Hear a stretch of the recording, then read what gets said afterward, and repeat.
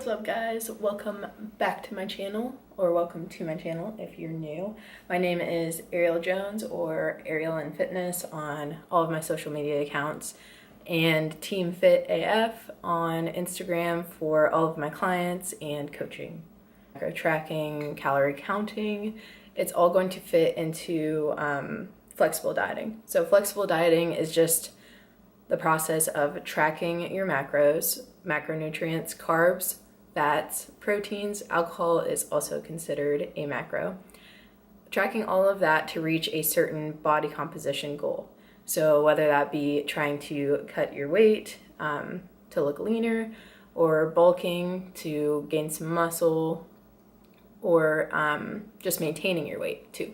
So all of those can be done through macro tracking, flexible dieting. The reason it's called flexible dieting is because you're not taking out the foods that you love. The goal is to track these macros, fit foods into your diet that you like, that you enjoy. This helps for adherence and so that you're not feeling like constricted like a lot of diets do, like eating clean will mostly have you do. If you're eating on a meal plan, you're taking out a lot of foods that you like, it's hard to stick to something like that. So flexible dieting gives you the option to include treats so that you're not constantly falling off your diet. It has been shown through many studies to be a better option for people.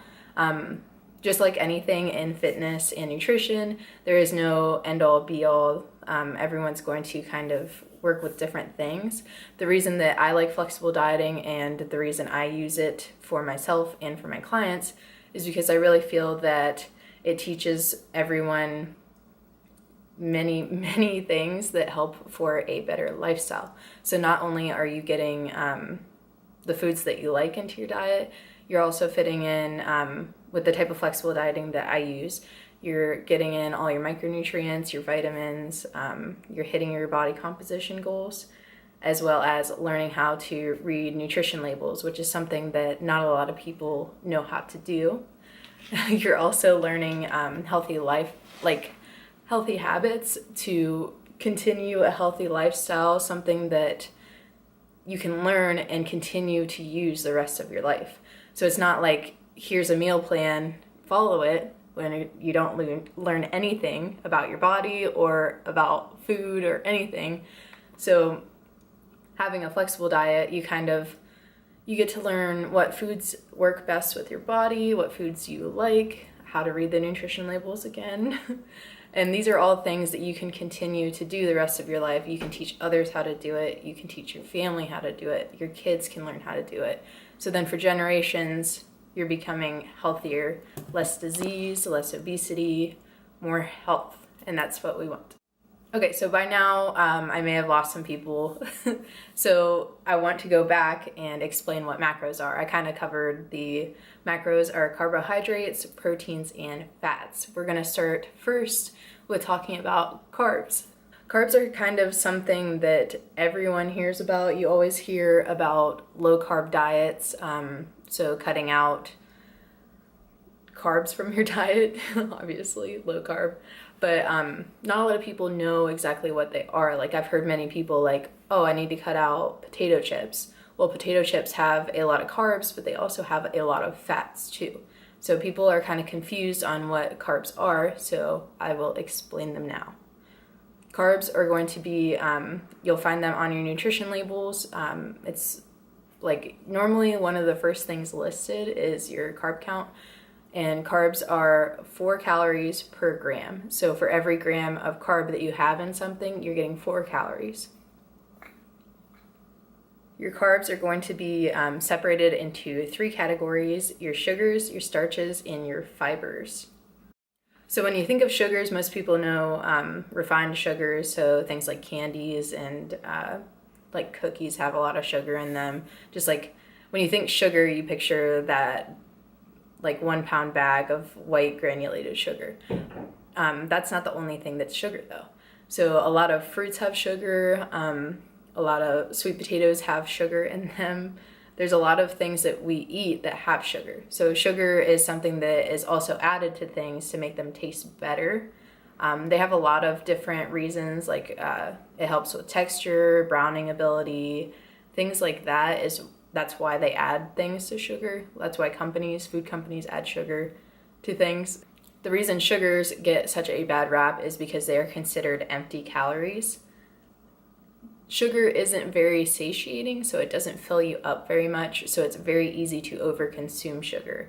Sugar is not something to be afraid of unless you're overconsuming it. The next one is starches. Starches are just bonded sugars, and both of these provide glucose, which is fuel for your brain and your central nervous system. So cutting carbs completely out of your diet is not really the best thing to do. I know the ketogenic diet is like a fad diet right now. It's definitely something that you don't just want to jump into. Before, I have a lot of people asking me about the keto diet. Before you go and jump onto the keto diet, try flexible dieting first and see how it works out for you. If it doesn't, then maybe try something like that after you consult with your doctor, because the keto diet can cause some issues, and that's not something that I want to see anyone go through. And if you're not doing it right either, you're not going to get the benefits that you would doing it right anyways. So back to sugars and carbs. The last one is going to be fiber. Fiber is not easily digested. There's some fibers that are digested. They don't really specify on food labels. They'll just tell you fiber on there. So the daily recommended fiber is about 14 grams per 1,000 calories consumed, or 25 grams of fiber per 2,000 calories. So if I'm on a 2,000 calorie diet, I'm going to be aiming to get 25 grams of fiber a day. Fiber is also what keeps you fuller. That's why people that are usually dieting eat a lot of vegetables, because it helps them feel fuller when they're eating less calories. So some examples of sugar, we have fruits have sugar, dark green vegetables, and sweet potatoes. They have sugars and fibers. High fibers can be found in grains and legumes. You can also find high fiber in your vegetables. Starches are corn, potatoes, whole grains. You can find sugars in milk, refined sugars, and added sugars for various reasons. And the other big thing with sugar is it does cause tooth decay, because sugars ferment in your mouth. So that's why dentists tell you not to eat a whole lot of sugar. Just make sure that you're brushing your teeth. If you have good oral hygiene, then the sugar shouldn't be a big issue. But it's also something to pay attention to. I notice a lot of, if it fits your macros, flexible dieters are eating Pop-Tarts all the time, but they never mention the dental aspect of it. And I love my teeth. They're very sensitive. So it's something that I pay attention to. I don't want to overconsume sugar for the reason of the dental and the empty calories too. So always keep that in mind. All right, guys, the next macro is protein. This one has been getting more rep, which is awesome because of the kind of like fitness fad like going on right now. So protein is exactly what everyone says it is. It helps you to build skeletal muscle. It's also 4 calories per gram, just like carbs are. The recommended for people is 0.8 grams per kilogram of body weight, all the way up to 2 grams per kilogram of body weight. And that just depends on how active you are, how much you're lifting. On the low end is for somebody that's very sedentary, and then on the high end is for somebody that is very, very active. So around 1 to 1.5 gram per kilogram of body weight is what I would recommend for you, and what a lot of studies recommend. So protein is super important for, like I said, muscle growth. It's important for development and for strength. So if you're trying to get stronger, my hand's all brown. If you're trying to get stronger, then having a higher protein diet is going to be a lot better for you. The only time that too much protein is an issue is if you've had issues with your liver in the past, issue with your kidneys in the past. That's something that you would know personally if you have an issue with it. So definitely talk to your doctor if you do, if having a higher protein diet is good or bad. Examples of protein, these ones are pretty obvious. Eggs, egg whites. You can get protein powders to help supplement protein into your diet if you're having issues with that. Meats, obviously, chicken, beef, turkey, elk, venison. There's so many different meats.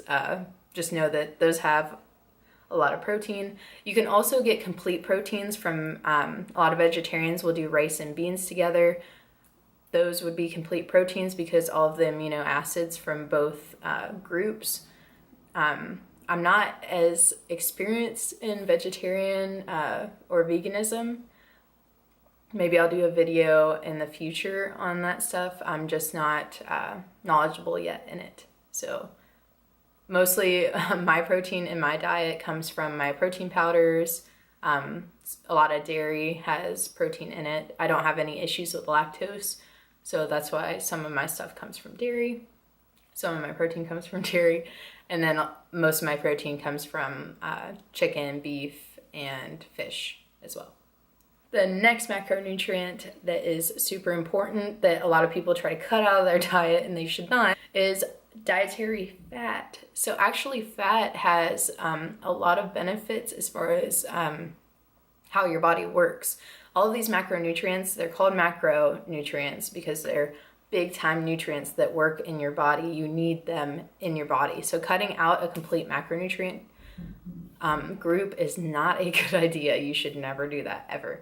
So don't cut out all your fat just because somebody tells you that you don't need it or it helps you to lose fat, because it doesn't. Your body needs that fat. So let's go into this. So fat has 9 calories per gram. It's going to be your most caloric dense macronutrient. So eating less grams of it is still going to get you higher calories. It's very important for a lot of vitamins that are fat soluble, which just means that you need fat in your body to absorb the nutrients. There's a few different types of fat: saturated fat, monounsaturated fat, polyunsaturated fat, and trans fat. So as far as saturated fat, this is one that a lot of studies say to kind of limit because you're more likely to store this into your fat tissue. Monounsaturated fat and polyunsaturated fats are more likely to be used for energy. So these ones are kind of like your healthy fats. They can be found in olive oils and fish oil, which is very good for your heart, your omegas. That's why people take fish oil vitamins. So if you're not eating a lot of fish, that's a good idea to take a fish oil supplement. And then the last one is trans fat, and this is the one that increases stroke risk and a lot of other diseases. So this is the one that a while back you heard a lot of companies were cutting out because it is a huge issue as far as increasing stroke rate and coronary disease and everything like that. The reason they add it to things is because it helps with fried foods. It helps so that people can keep using the fryer oil over and over again. So it's cheaper. It's anything that has partially hydrogenated oil in it is what you want to look for on your food labels to kind of stay away from trans fats. So some examples of fats, of foods that have a lot of fat in them, good sources of fat would be nuts. You can get fats from animal meats, avocados, oils, egg yolks, and nut butters, and some dairy is going to have fat in it as well. The last macronutrient is alcohol. So alcohol we're not going to talk a lot about in this video. I might do a separate video on alcohol, how to track it, and everything like that. But it has 7 calories per gram, and we try not to get most of our calories from alcohol, obviously. But we'll talk more about that in a separate video. Okay, so hopefully I explained the macronutrients pretty well. There's a lot of foods that are going to be mixed in macronutrients. So things like, we'll go with like cottage cheese or yogurt. They both have a lot of carbs in them, depending on what kind you get, and a lot of protein in them. And then things like cheese have a lot of protein and a lot of fat in them. So there's different things. Avocados have carbs and fat in them. So these mixed foods, you're just going to need to look at the food labels and track them as so. As far as tracking your food, it's very, very, very simple. We use an app called MyFitnessPal. My team and I track my macros too, obviously. Use MyFitnessPal app. It's a super easy app. It's free. You don't need the pro version. It just doesn't have ads in it, and you can do a few specific things with it, but I don't use them. Just the free version is fine. So now you're probably wondering, what do I do with all this information? The first thing that I have every one of my clients do is to start tracking their food. So all you're gonna need is a journal, just like a simple little book. And what you're gonna do is keep everything the same. So keep all your food, everything you eat the same. Don't try to change it yet, because we need a baseline. If we don't have that baseline, then we don't know where to go with it, right? I need to know what you're eating now. Your coach needs to know. MyFitnessPal needs to know. We'll talk about that in a separate video too. But just start tracking your food as is. All you'll do is take your food journal. At the end of the day, write down everything that you ate, all the water you consumed, anything that you drank, anything you added to your food, like condiments, ketchup, mustard, anything like that. Keep track of everything. Even the things that are sugar-free, because some of those things still have a little bit of calories in them. So keep track of those things. Write them down. And after 5 days, watch my next video on how to use MyFitnessPal, and I will show you where to go with your macros. So whether it be to cut, maintain, or bulk, I'm going to show you how to figure out your macros to do each of those. So thank you guys so much for watching. I hope this kind of gave you like a little like crash course on flexible dieting and macros. It's such an awesome lifestyle. It's not a diet exactly. It's nutrition. So it's figuring out how to be healthy without taking out anything that you like, because you can eat whatever you like as long as it fits in your macros. And less restrictive. It works in a family setting. It works for single people. It just works. So yeah, you can check out all of the articles that I use to find all my information down below. You can check out my online training as well in my link down below. Hope this helped you guys. Thank you so much for watching. I'll see you guys in my next video. Peace.